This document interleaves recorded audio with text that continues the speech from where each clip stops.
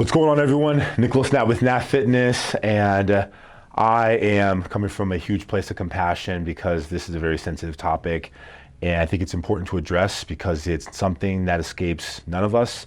But depending on where you might be in your fitness journey, this is definitely something I think that sits in the back of the mind, and it shows up, especially when it comes to going to the supermarket, going to the gym, looking online and social media, and it can impede and definitely affect our mental health, how we feel about ourselves. And this is the proverbial imposter syndrome.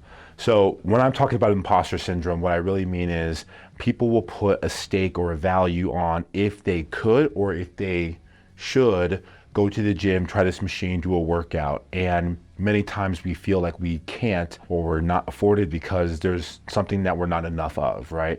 I don't have the right shape, or I don't have the right clothes, or I don't look like this person, or I'm not resilient enough to do this exercise because I don't have the strength. Whatever is going on in your mind, that cathartic thought could play a role, and that could be enough to maybe keep you out of the gym, or more importantly, just keep you from going consistently. The first thing that I want to start off with, especially for people who might be in a position who are going to start after this holiday season or start this holiday season, and this is kind of you getting back into it or starting for the first time, is that everyone starts somewhere. I cannot tell you what it is like to walk around and people are like, you know, that exercise or that workout or that lifestyle is no problem for you. Sure, but I've been doing this for 20 plus years, and so what people did not see is my journey when I started. Coming from a family where, you know, food was everything, you know, we were the kind of people who lived to eat. And through that, again, through childhood, I didn't know that I was addicted to sugar. And so that became my way of coping with stress and coping with frustration. And I would take in the sugar, and that would be the dopamine hit, not knowing that that was actually doing more harm long term. And although I never struggled with body dysmorphia, meaning how I look in my own skin, it did affect how I felt.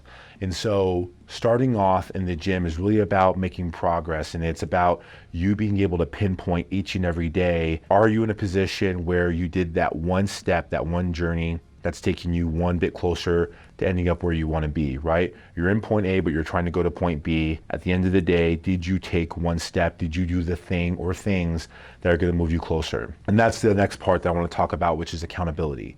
I think accountability is underutilized when it comes to this part.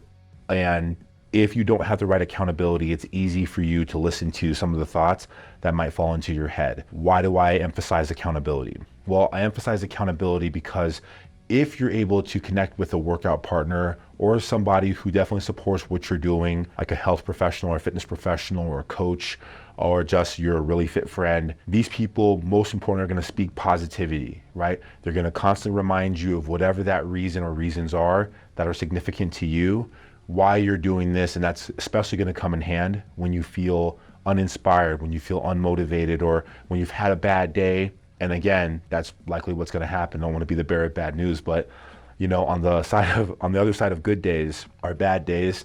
And most importantly, it's not the bad day, but it's how you respond to that, right? So those people are going to be able to lift you up, and they're also going to be able to do the next thing that I want to talk about. They're going to help you correct and look at the right metrics.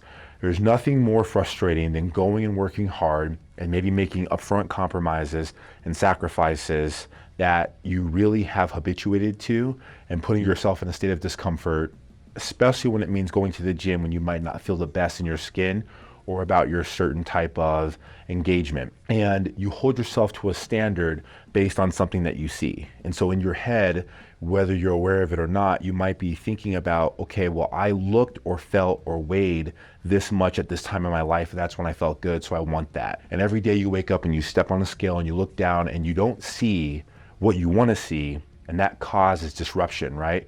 Disruption being that I want to feel here, I wake up every day and I'm down here. And although you might be inching towards that goal, all you see is the space of where you're not yet.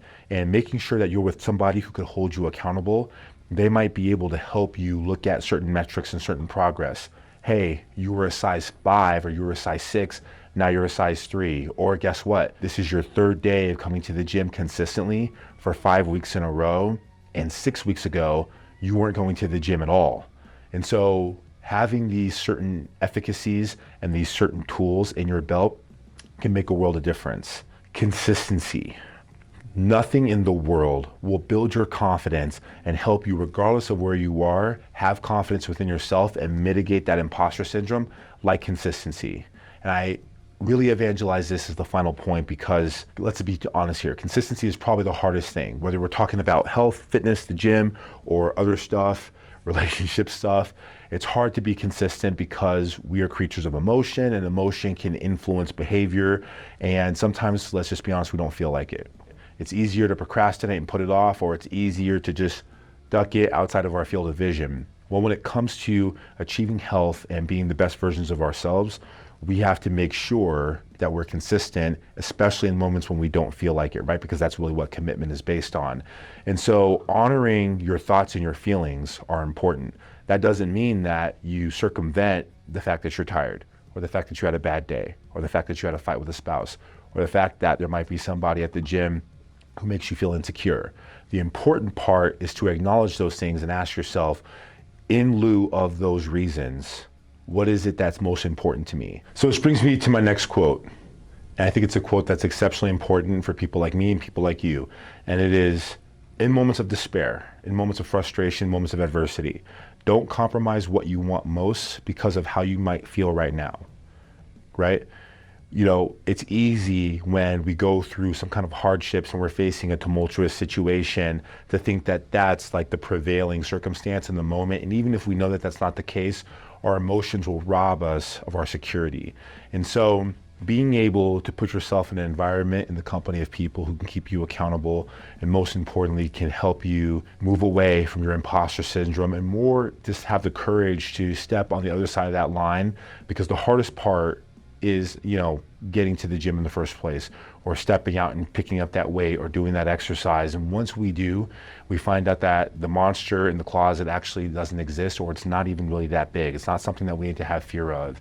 So this is one of the topics that I've been able to definitely work with people from one end of the spectrum, just getting into the gym and really starting to adopt a healthier lifestyle just because they want different for their future, versus the person who has imposter syndrome and they're an elite athlete, but yet there's somebody else who's on top of a crown, or they have that much better of a result, and they're comparing themselves, right? Comparison will rob you of your joy and ultimately of your progress. And so staying focused, staying committed is about having the right people around you. And if that's exactly what you're looking for, you're looking for people who are just like you. Maybe people are further along in their journey, maybe they're just starting off like you, but you want to put yourself in a community of people who are going to uplift you and remind you each and every day why you started this journey and what is going to be important for you. I invite you to come and connect with the Natt Fitness community.